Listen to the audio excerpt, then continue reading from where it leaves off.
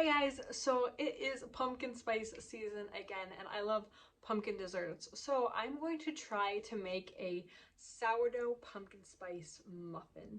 And I'm pretty much gonna take my sourdough cupcake recipe and then convert it into more of a muffin recipe and then add the sourdough as well and just see how it turns out. And if you want the original pumpkin cupcake recipe, I will link that down below as well.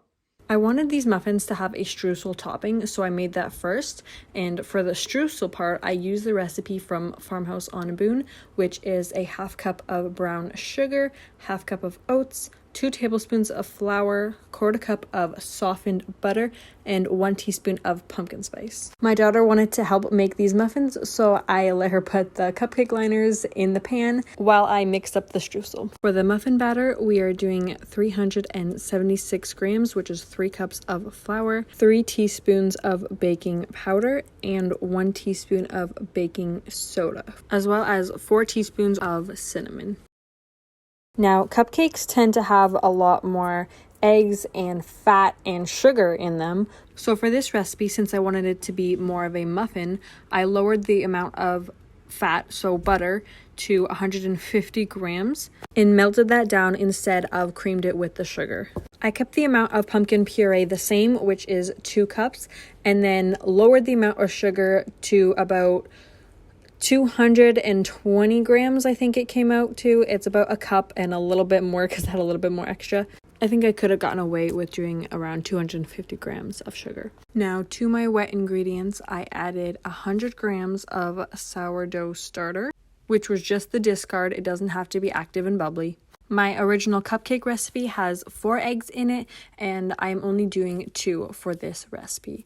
Now, the method for making a muffin is to mix your dry ingredients and your wet ingredients separately with a liquid fat. That's why I melted the butter. Instead of with a cupcake, you cream the butter and sugar together. And now I'm mixing the dry and the wet together and making sure not to over mix. And with a muffin batter, you can fill the cupcake liners up pretty much to the top and not have to worry about them overflowing and looking ugly. I actually probably could have filled these a little bit more so I would get more of a dome, but it's fine. Now I'm putting the streusel on most of them until I run out, and my daughter is helping me put chocolate chips on some of them because I was just curious about how that tasted, so I wanted to try it.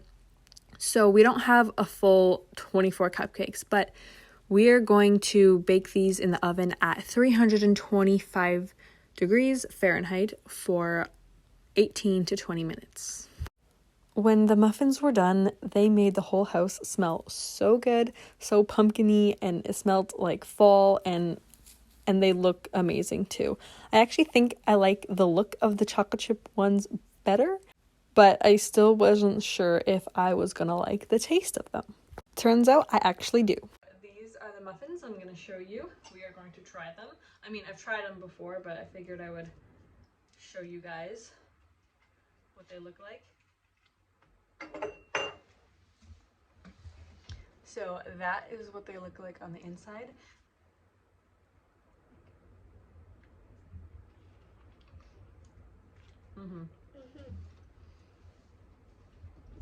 They're really, really good.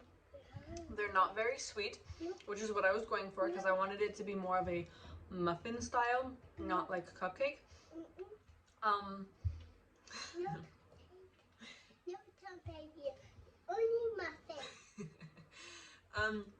So they're really good, but I think some of the muffins, like this one is actually not bad at all, but some of the muffins weren't completely cooked all the way through. And when I took them out of the oven and like stuck them with a toothpick, they all came out clean. So, well, I didn't do every single one, but I poked a few of them and they all came out clean. So I was a little bit confused because I took them out and then a little bit later they began to sink in the middle. So just a little bit.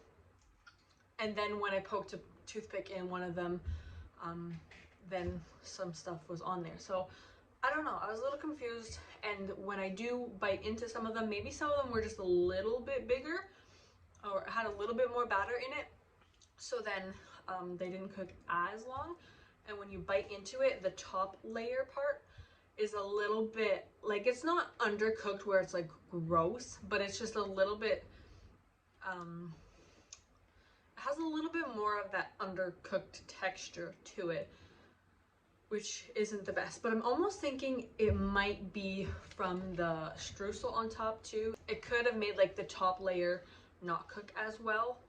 I don't know.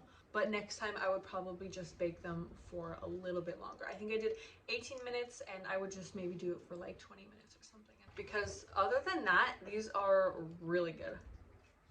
I like try. You want to try it? You just had a whole half. But I want to try more. No. Yeah.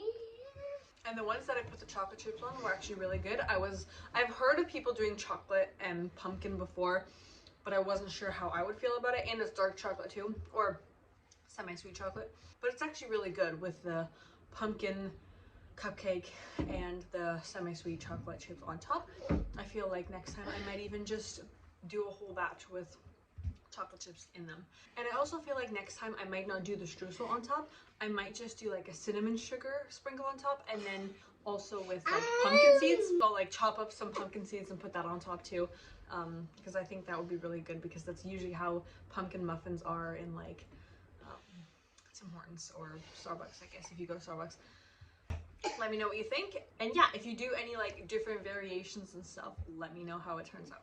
And also, I have a pumpkin cupcake recipe. It's not sourdough. So if you want to check that out, you can click right here. And that's the recipe that I used to create this recipe. I just took it and kind of converted it more into a muffin recipe, and then added the sourdough, and then this is how it turned out. And I am actually very happy with it. I think I'm gonna do a little bit more experimenting anyway, just to see if I can do a little different things with it. But yeah, I hope you guys have a great fall and a great week. See you next time. Bye.